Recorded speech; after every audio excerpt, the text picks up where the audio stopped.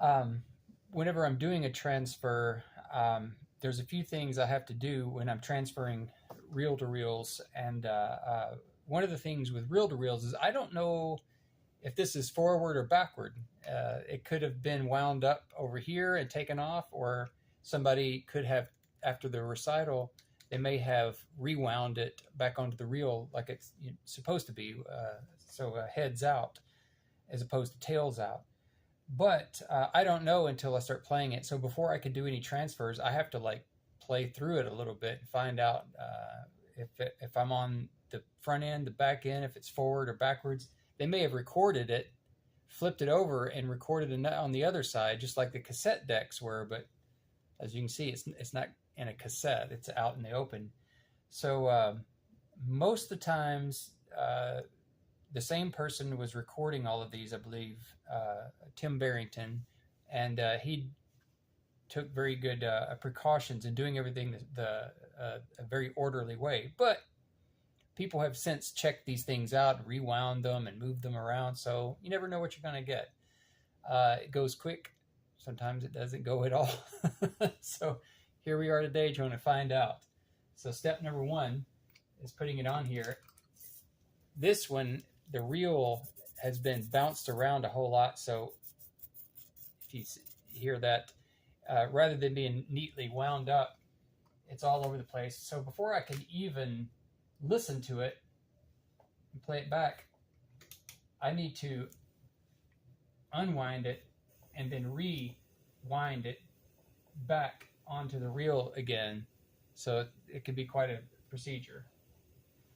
So right now I'm webbing up the machine.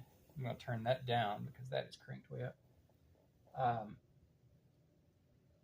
So I get over here, I run this through the tape machine, and this is how we used to always do it. This was a very common procedure back in the day, and you would go to the library and check these out, and yeah, that's how you listen to a lot of music. So what I'm going to do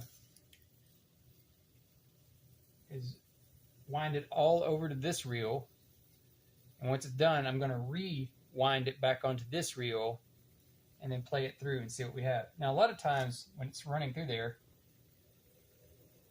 I can turn up the volume and hear, sometimes you hear chipmunks, so to speak. So I'm going to have that up.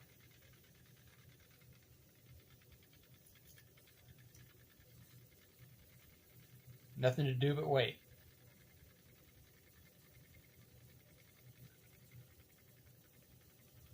I might speed this part up on on the video.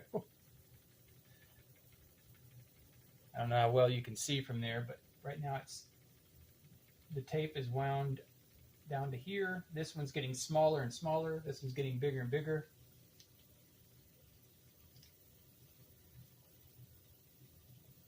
Now today we're dealing with 1/4-inch tape, and usually it was recorded in 2 tracks, left and right.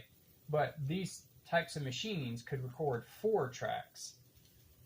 So left and right, flip it over and do another left and right, or do track 1, 2, 3, 4 if you were doing multi-track recording.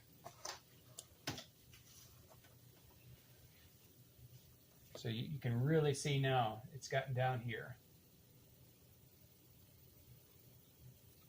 There's also a counter,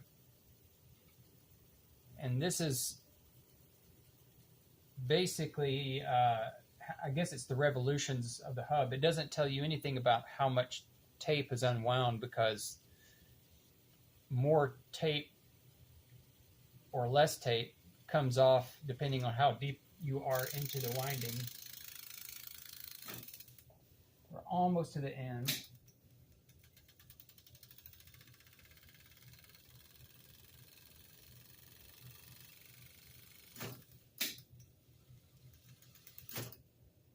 Okay, I've got a couple more laps left, so I'm going to go ahead and rewind it. So now it should be wound up very neatly.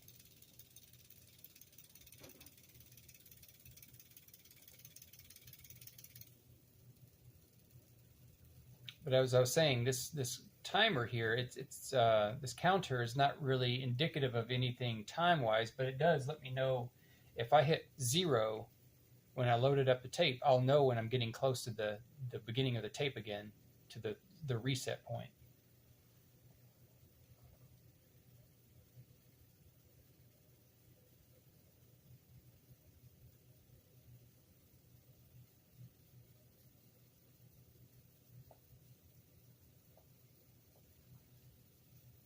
You can see the winding getting bigger and bigger.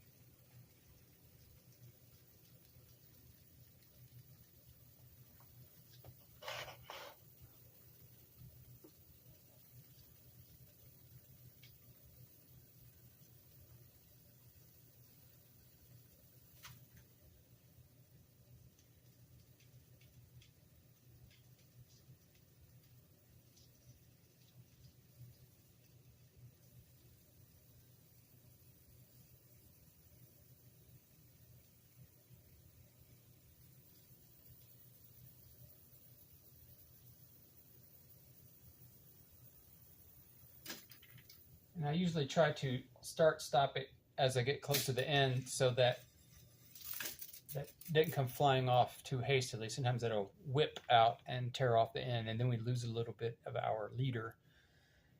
So that now I've got it prepped. So now I can actually start to do a transfer.